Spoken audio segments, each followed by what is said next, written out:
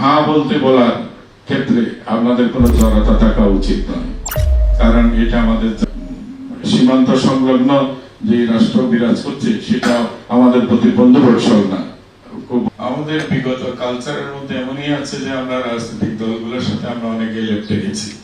এখানে আমাদের স্বার্থ কিংবা আমাদের প্রতি রাষ্ট্রের দায় এই সমস্ত কিছু ভুলে রাজনৈতিক দলের কর্মীদের মতোই আমরা অনেকে এই ধরনের আচরণে অভ্যস্ত হয়ে পড়েছিলাম। তো সেখান থেকে বের হওয়াটাও জুলাই সনদের একটা বিরাট অংশ। এখানে আমাদের মর্যাদা, এখানে আমাদের সম্মান। আমরা যদি সেটা পুনর্লিখিত করি তার দায় অনাগত ভবিষ্যতে আমাদের সন্তানদের ভোগ করতে হবে। এটা যেন আমরা সুনির্দিষ্টভাবে মনে রাখি। সেই কারণে আমাদের এখানে আসা, আমি বিভাগীয় কমিশনার মহোদয়, জেলা প্রশাসক মহোদয়কে বলবো সমস্ত রাজনৈতিক দলের নেতাদের সাথে কি ধরনের আচরণ আপনারা করবেন এটার একটা সুনির্দিষ্ট আচরণ বিধি আপনারা করে রাখবেন।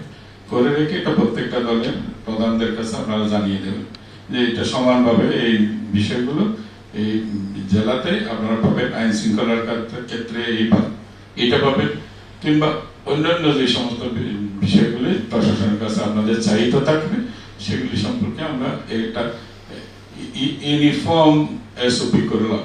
এই ইউনিফর্ম এসওপিটা সবার জন্য সমানভাবে প্রযোজ্য। তো সেই ধরনের